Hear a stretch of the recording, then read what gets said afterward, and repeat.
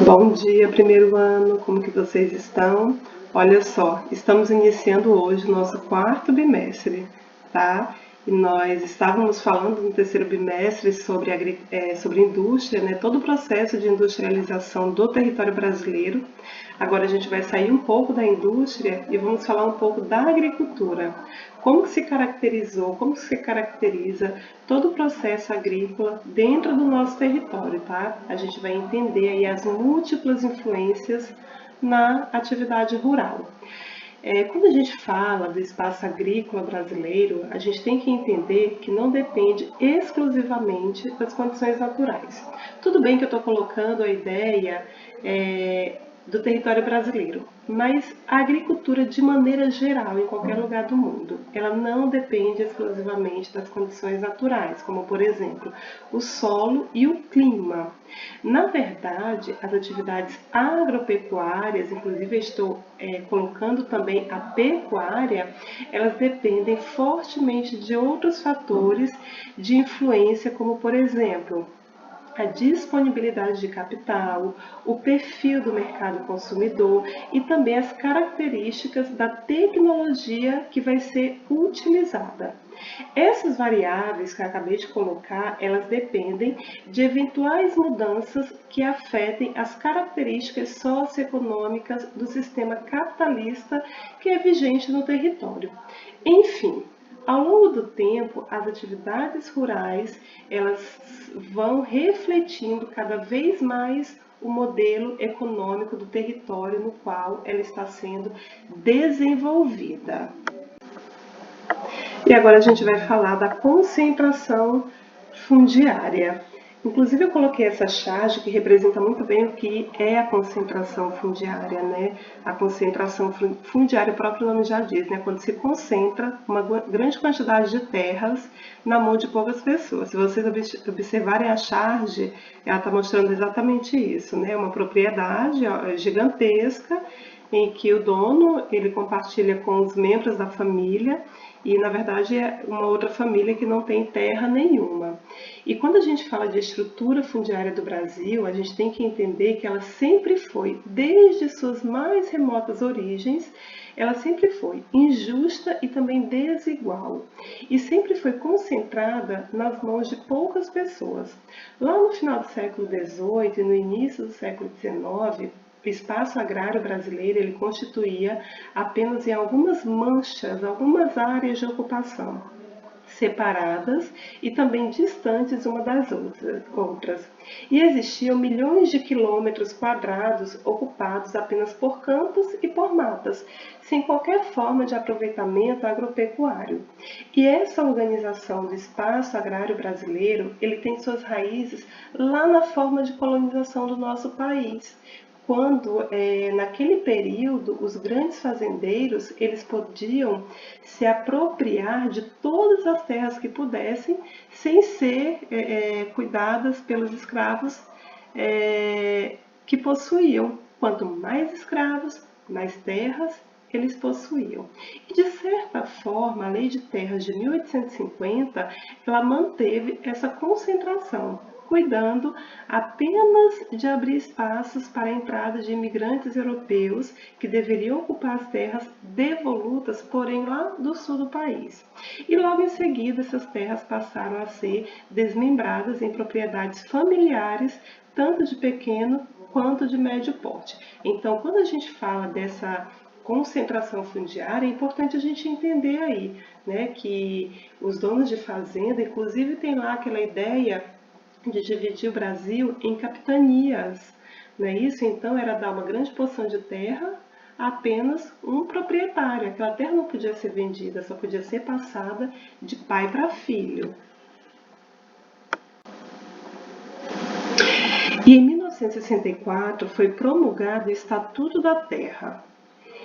Foi uma lei com a qual o governo militar, recém-implantado, ele buscava acalmar os trabalhadores rurais e também os proprietários de terras. Na verdade, era um projeto de reforma agrária que previa uma distribuição mais igualitária da terra e também a modernização do espaço agrário brasileiro e a adoção da empresa rural como base para a produção. Porém, a reforma agrária de fato jamais aconteceu.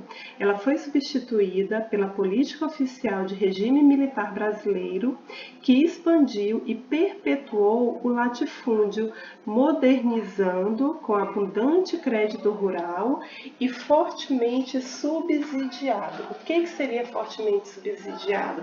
Recebendo bastante apoio do governo. Esse apoio que eu falo é apoio financeiro. Inclusive, eu vou ler aqui para vocês o artigo 2º, tá, da Lei 4.504, de 30 de novembro de 1964, que fala o seguinte: é assegurada a todos a oportunidade de acesso à propriedade da terra, condicionada pela sua função social, na forma prevista pela lei. Então, a gente pode entender aqui que toda a terra tem que cumprir a sua função social. Mas qual é a função social da terra? A função social da terra é que ela seja produtiva. Se ela não estiver sendo produtiva, ela não está sendo condicionada ao que a lei determina. De fato, a ampla oferta de empréstimos com juros baixos e com forte estímulo à agricultura, principalmente da soja, para gerar grandes excedentes exportáveis, acabaram favorecendo o aumento da concorrência no campo e, assim, também o cultivo de certos produtos nos moldes capitalistas. O que isso quer dizer? Que era destinado à exportação, entre os quais a soja ela acabava exigindo maiores extensões de áreas cultiváveis e os pequenos proprietários eles não tinham capital para poder participar dessa disputa por maior produção e eles acabaram sendo pressionados a vender suas terras para as médias e também as grandes fazendas. Então isso acabou fazendo com que o pequeno agricultor ele acabe deixando o campo e indo para a cidade. E vocês sabem que isso acaba sendo o que a gente chama de êxodo rural. E já falamos também em outras aulas sobre essas consequências, né? Isso do êxodo rural. O pequeno agricultor, ele vende as suas terras, ele chega na cidade completamente despreparado para se inserir no mercado de trabalho.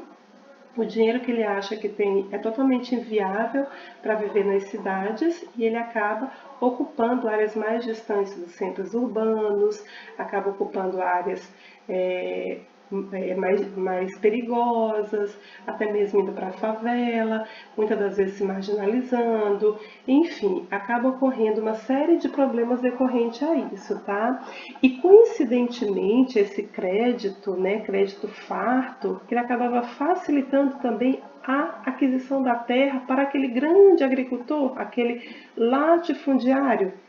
Inclusive eu vou lembrar vocês dois termos: latifúndio e minifúndio. Latifúndio, grande extensão de terra, e minifúndio, pequena porção de terra. Então aquele empresário, ele recebia subsídio do governo para maquinários, inseticidas, pesticidas, sementes, inclusive para aquisição de novas terras.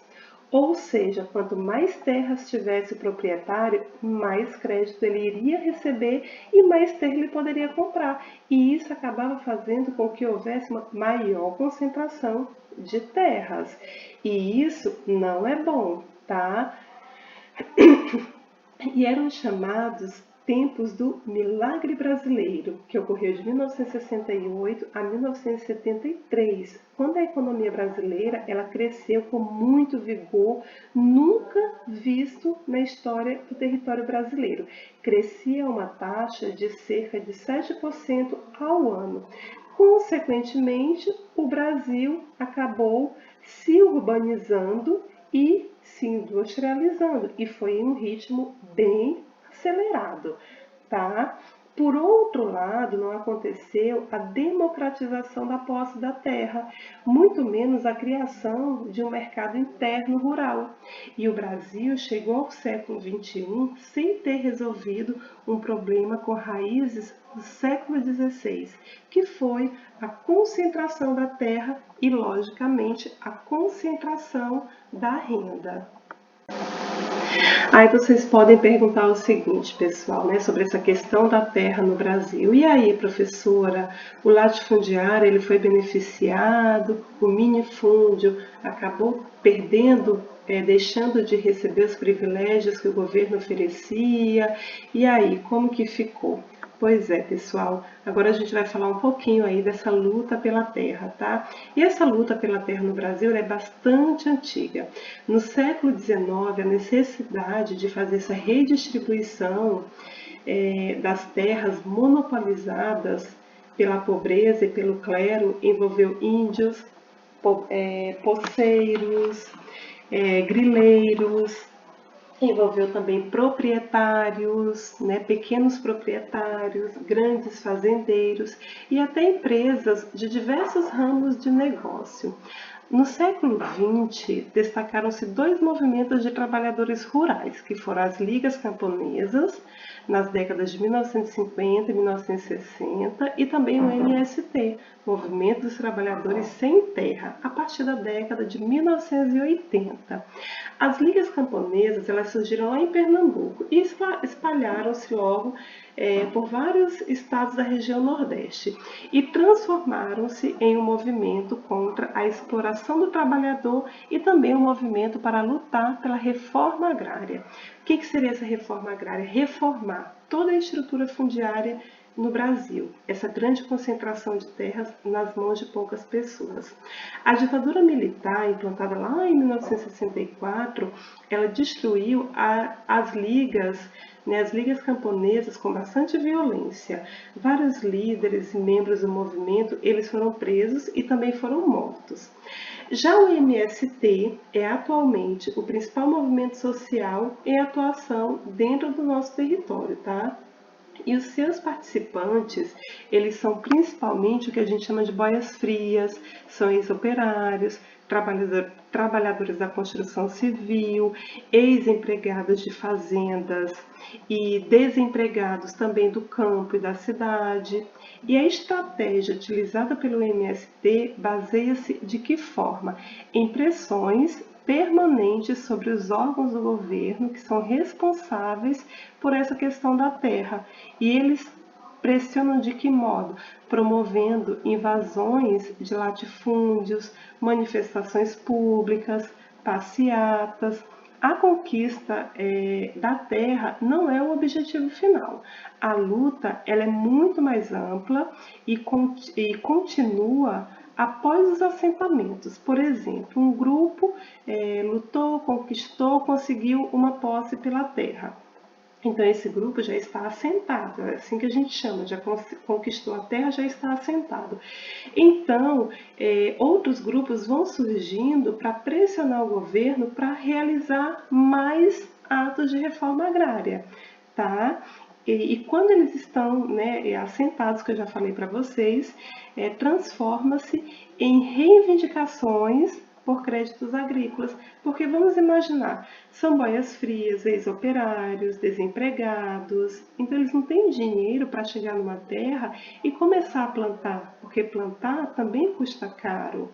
Então eles precisam de subsídio do governo para comprar sementes, inseticidas, pesticidas, praticar a irrigação, certo? Então tudo isso acaba sendo muito difícil. Então eles buscam aí por assistência técnica e também pela criação de uma infraestrutura próxima aos assentamentos onde eles estão ocupados. O MST ele mantém apoio às famílias. De que forma? Com a criação de escolas, formação de cooperativas de produção, serviços e também processo ali de comercialização. E agora a gente vai falar um pouquinho das relações de trabalho e também os conflitos que ocorrem na área rural. E o Brasil ele tem registrado sangrentos conflitos no campo ao longo de toda a sua história. No início, as principais vítimas foram os indígenas, né, que nós já estudamos aí, né, quando eles viviam aqui em perfeita harmonia com a natureza. Então chegaram os colonizadores, expulsaram de suas terras, né, e eles acabaram sendo ali escravizados. Muitos perderam as suas terras, muitos morreram. Mais recentemente, os conflitos no campo, eles decorrem dos seguintes fatores. Primeiro, da histórica concentração fundiária, que eu já comentei com vocês, da falta de incentivos governamentais aos pequenos agricultores, é um fato que perpetua a estrutura fundiária em ser desigual, porque se o governo ele estimula o pequeno agricultor, ele vai dar o mesmo subsídio que ele dá ao latifundiário. Outros fatores, né, continuando, o desemprego estrutural decorrente da mecanização do campo, porque embora o latifundiário, que é o grande proprietário de terras gigantescas, ele utiliza pouca mão de obra, ele mecaniza o campo. Então, o homem do campo, ele acaba ficando desempregado. E também a falta de um projeto nacional de desenvolvimento que estimule a expansão do mercado interno. Mas há outro importante fator da violência no campo. Sabiam disso? E trata-se exatamente das relações de trabalho opressivas, que ainda se valem de práticas espantosas, como a utilização ilícita de trabalho escravo e também trabalho infantil. Se a luta pela posse da terra ela é antiga, o MST ele é recente e a ideia de criá-lo surgiu ali na década de 1970, tá? Então, para vocês verem, tem o quê? Tem poucos anos, 40, 50 anos. E durante conflitos pela posse de terras ocorridas no interior, surgiu ali durante conflitos, pela posse de terra ocorridas no interior do Rio Grande do Sul. E a sua fundação só ocorreu em 1984, a sua fundação de fato, em 1984. E desde essa época, por meio de marchas, invasões de grandes propriedades improdutivas, vale ressaltar que eles invadem grandes propriedades que elas são improdutivas, tá? E inclusive ocupações de prédios públicos. O MST ele transformou-se no mais importante movimento social do país. A violência contra esses poceiros e também a repressão contra os chamados sem terras levaram à morte de centenas de trabalhadores rurais. Para vocês terem uma ideia, de 1964 a 1996, mais de 2.000 pessoas elas foram assassinadas em todo o Brasil. E boa parte delas foi morta por pistoleiros de aluguel, contratado pelos donos das fazendas, a mando dos latifundiários. Outros foram também executados pela própria polícia, como no caso, teve um caso ali de Corumbiara e de Eldorado, na Serra dos Carajás, lá nos Carajás, no Pará. Além dos trabalhadores rurais, muitos sindicalistas, advogados, padres, eles também perderam a vida defendendo a causa dessas pessoas que não têm terra, que não têm com que viver e que precisam ser assistidas pelo governo. A partir de que forma eles serem assistidos, E que a gente percebe que a partir de uma ampla reforma agrária seria possível fixar todas essas pessoas no campo, reduzindo inclusive a migração para os centros urbanos. E essa reforma, acompanhada de financiamentos para o plantio e também para a colheita, talvez ampliasse ali a produção de alimentos que visam abastecer principalmente o mercado interno, não só como fazem os grandes latifundiários, que eles produzem e vendem para fora, eles exportam. O fato mais importante desse processo seria exatamente a possibilidade de resgatar a dignidade de milhões e milhões de pessoas que vagueiam aí pelo país em busca de melhores condições de vida.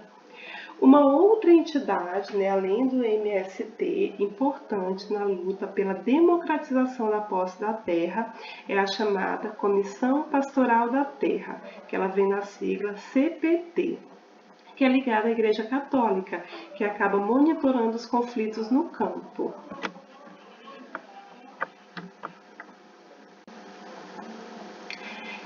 Estamos quase acabando, tá bom? A gente vai falar um pouquinho agora sobre a fronteira agrícola, tá, pessoal? Inclusive eu coloquei uma imagem aí, né, que representa o latifundiário, né, a produção destinada à exportação. E vale lembrar que todos esses produtos, eles são provenientes também da chamada Revolução Verde, com utilização de muitos inseticidas, pesticidas, enfim. E sob a pressão do movimento a favor dessa reforma agrária, os governos eles têm tentado ali buscar algumas soluções. E a ação do governo ela consiste basicamente em conseguir uma área, dividi-las em lote, né, seriam em lotes menores e distribuí-los a pessoas que já estavam inscritas com antecedência nos órgãos responsáveis. A essa ação governamental a gente dá o nome de assentamento, que inclusive eu já falei anteriormente, tá? Inclusive, eu vou colocar um mapa para vocês, onde mostra a distribuição dos assentamentos criados no Brasil. Inclusive nos estados em que a concentração fundiária é menor, em Santa Catarina e também no Espírito Santo. Todos esses assentamentos, eles são passos efetivos da reforma agrária, embora em muitos deles os novos proprietários não tenham conseguido assistência técnica e também financeira, além, né, do acesso ao próprio mercado. Os assentamentos, eles deveriam abranger muito mais famílias, mas esse ainda é um processo que o Brasil está passando por um processo de implementação, tá?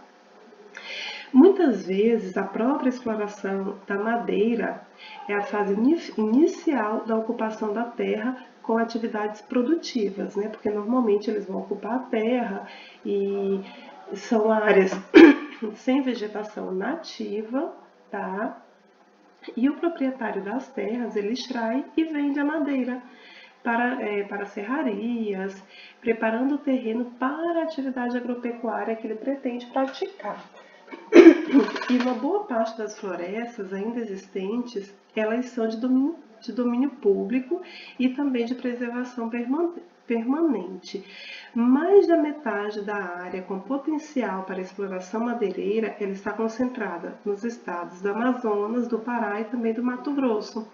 Quando é iniciada a extração da madeira nas florestas nativas, acaba acontecendo um ciclo de rápido crescimento dessa atividade econômica. Na medida em que a extração vai diminuindo devido ao esgotamento dessas reservas de madeira, o nível de atividade econômica, consequentemente, vai diminuindo, porque nesse caso eles necessitam ali dos subsídios governamentais. E em relação às florestas plantadas, a maior concentração ocorre lá em Minas Gerais, São Paulo e também no Paraná.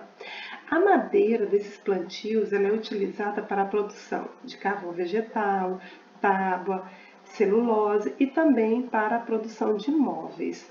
Enquanto a exploração de florestas nativas é feita geralmente em áreas que estão sendo abertas para a exploração agropecuária, a silvicultura ela funciona como outra produção agrícola qualquer. Certo? E o avanço dessa fronteira agrícola, cada vez mais, ela vai se esbarrando em outros grupos populacionais que têm seu próprio jeito de lidar com a terra e também com o próprio meio ambiente, e que trata-se das populações tradicionais e também das nações indígenas, que convivem de uma maneira muito mais harmoniosa com o meio ambiente e que são confrontados pela expansão dessa fronteira agrícola. E esses grupos, eles têm seus modos de vida colocados em risco. Inclusive, hoje, né, a gente pode vivenciar a gente pode colocar como exemplo o que está acontecendo, né? Muitas queimadas estão, inclusive, culpando esses povos, né? Isso comunidades tradicionais, povos indígenas, e que na verdade eles vivem em perfeita harmonia com a natureza, porque é dali que eles tiram os seus sustentos.